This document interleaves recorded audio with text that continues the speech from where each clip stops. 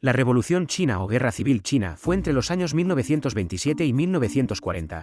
Y entre los siglos XVIII y XIX el colonialismo europeo estaba avanzando y China se encontraba estancada, estaba sufriendo una invasión por parte de Inglaterra que desencadenó la Guerra del Opio, un enfrentamiento armado que tuvo como consecuencia que los gobernantes de la dinastía Qing reconocieran los derechos de dominio a los colonialistas británicos. Esto generó la rebelión de los Tappings, que cuenta en 1851 y 1864 duró unos años, hasta que logró ser controlada, y luego de estar surgieron los Boxers entre 1900 y 1901, que fue un importante movimiento formado por campesinos y burócratas, pero que se caracterizó fundamentalmente por la importante xenofobia que tenían hacia las potencias mundiales. Su rebelión fracasó o la intervención de los ejércitos colonialistas, pero fue muy importante en la historia. Ya para el siglo XX China estaba haciendo cambios gracias a la influencia europea. En la China tradicional se introdujeron instituciones contemporáneas y se tradujeron muchísimas obras económicas, políticas y científicas al chino. En 1905 el Dr. Seis Hassen fundó el Partido Democrático. Comentan que tenía características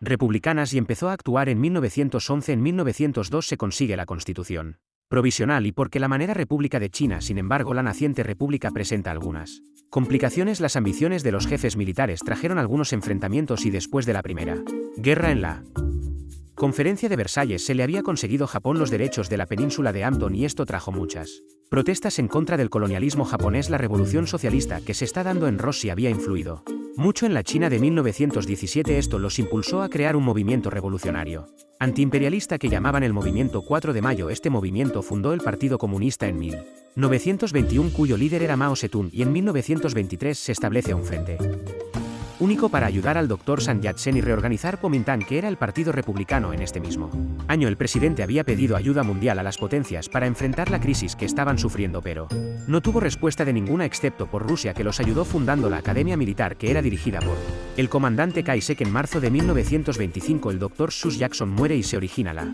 revolución. 2 años después, en 1927, el general Chiang Kai-shek da un golpe de estado y empieza a atacar y perseguir a todos los comunistas. Los comunistas responden a esto con un levantamiento, formando su propio ejército, y empieza una guerra civil en China. Pero entre todo esto la invasión japonesa va tomando más lugar, y yo en Like You te quedan 2 representantes del Partido Comunista más plantearon la Unión Nacional para luchar contra Japón. Esto fue rechazado por el gobierno central, y en octubre de 1934 el Partido Comunista, Mao Zedong y sus fuerzas se desplazan para evitar el aniquilamiento. Realizan la conocida Gran Marcha, que comprende una cantidad de 12,000 kilómetros. Entonces podemos dividir la Revolución China en 3 partes. La primera parte, que fue la acción contra los señores de la guerra de 1927-1928, y esta tuvo mucha participación del Partido Comunista más que del Partido Nacionalista. La segunda etapa fueron las campañas anti-comunistas de 1928-1937 y fueron llevadas a cabo por Chiang Kai-shek, y fueron derrotados por el ejército